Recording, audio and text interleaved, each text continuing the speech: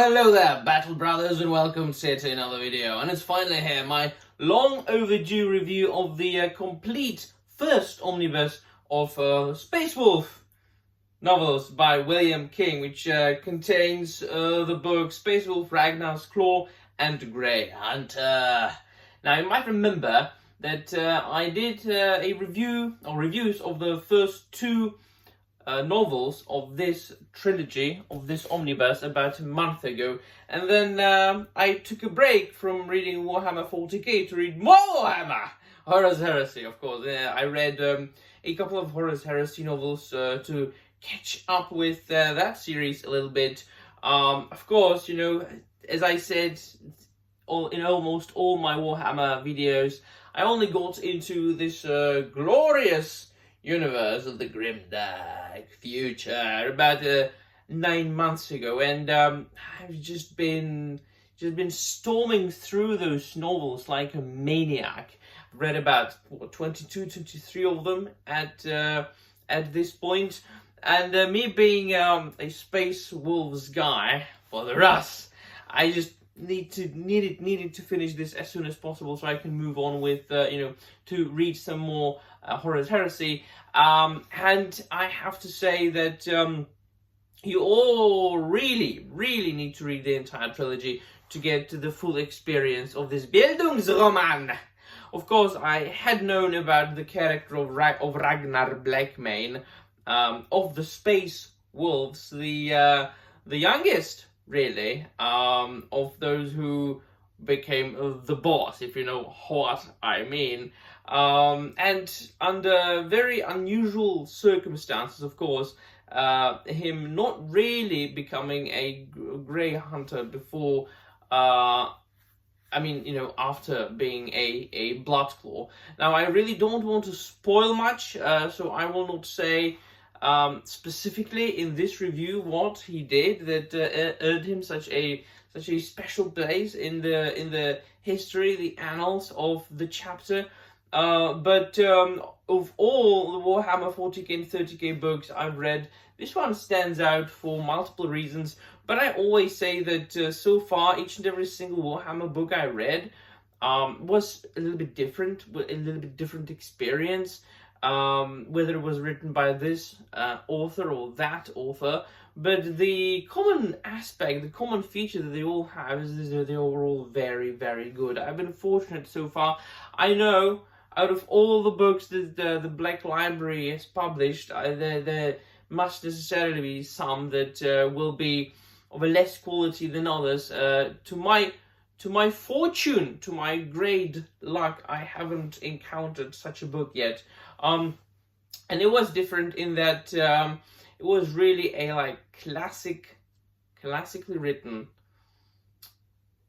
fantasy in space, coming of age story, as I said, Bildungsroman, that focuses on the life and adventures of Ragnar Blackmane from his youth on Fenris, when he was still a lad from a local tribe, basically living like Norsemen, which is where they quite obviously took their inspiration when creating the people of Fenris and the Space Wolf, the Vulca Fenrica. They drew from the Scandinavians, especially then the historical Scandinavians from the old Germanic peoples from the north, with all their culture and the relationship in that society, where of course one of the most important relationships in the old Germanic culture was the one between the Lord and his retainers. But then of course getting into all the initiation process and how they trained the Space Wolves, and the little specialty that they had to go through to become Space Wolves that separates them from all the other Astartes.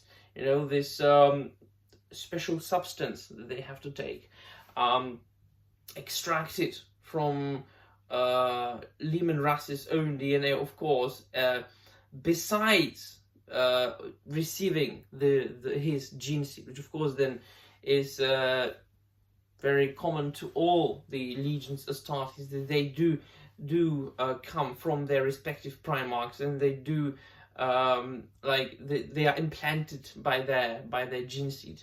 And then this entire story, of course, then is narrated from the point of view of the protagonist, the main character, and the point of view focus does not shift.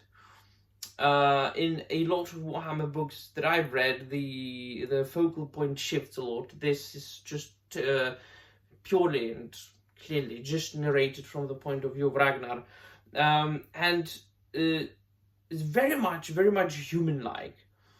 But that, of course, is caused by the fact that it is being told from, like, his youth and from his very, very tragic experience that he went through, his traumatic experience when he was a young lad.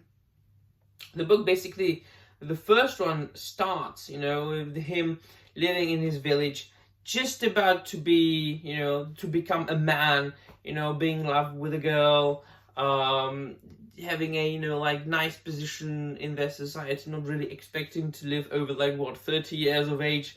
This is really early medieval Scandinavian, retainer, peasant-ish state of existence.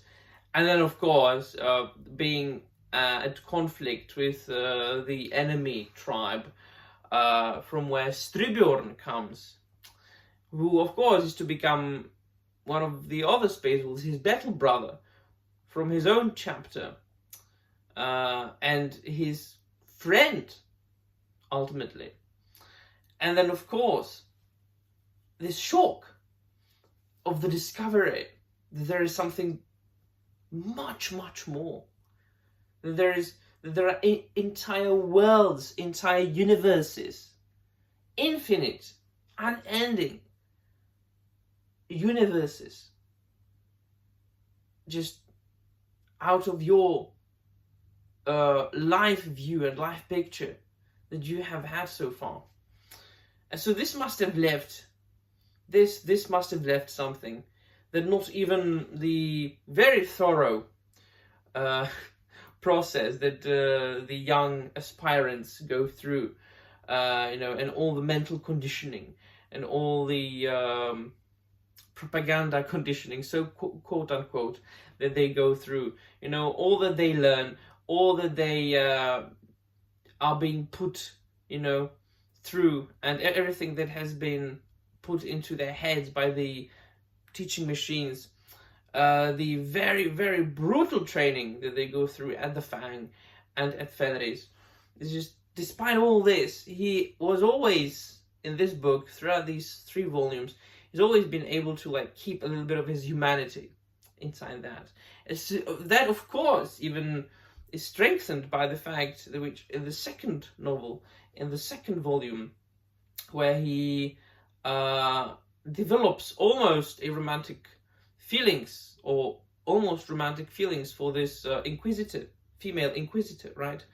That his chapter accompanies to retrieve an artifact of the Space Wolves. The third volume then, which I just finished today, and it is should have been a review of that third volume, but I decided to revisit the first 2 volumes and finish it up with the third volume. The third volume is, I would say, that probably the most enjoyable of the 3, because Ragnar is already established as a Bloodclaw about to become a Grey Hunter, very, very skilled, and with very strong ambitions. Now he's very much different from the other, his friends, from his pack, in that he wants more. He isn't satisfied just by being a Space Wolf. He doesn't just want to become a Grey Hunter. He also wants to become, ideally, the Great Lord Wolf, right? The Wolf Lord.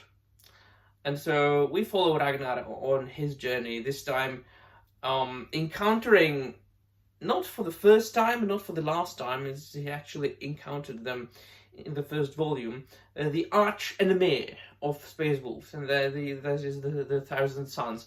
Very much alive and very much fresh in my memory, because just this month I read the Thousand Suns and Prosper Burns duology from the Horus Heresy saga.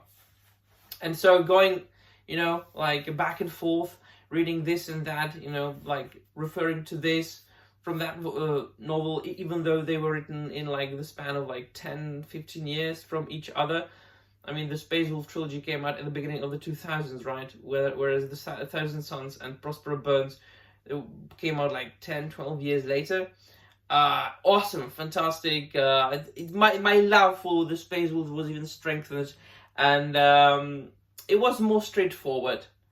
Definitely more straightforward, more adventure, fantasy, and space style literature than Prosper Burns, for example, by Dan Abnett, about which I have made a review, and I said how beautifully Dan Abnett was able to bring the style and the composition of old Germanic texts into modern literature. So this was like a straight-on adventure, fantasy in space, Bildungsroman, about a young space wolf becoming the Lord, and one of the most famous space wolves in the history of the Imperium. It ended up on not a cliffhanger per se, but it's all, each of those volumes like starts with Ragnar in the present, and then going back and either remembering or telling his life story to younger space wolves.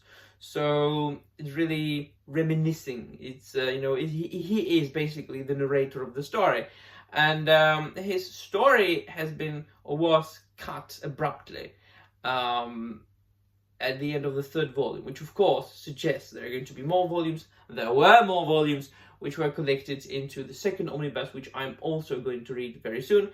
And all that remains to do now is for me to tell you, let me know in the comments down below what you think, and that'll be all. Thank you very much for watching, and remember, the Emperor protects.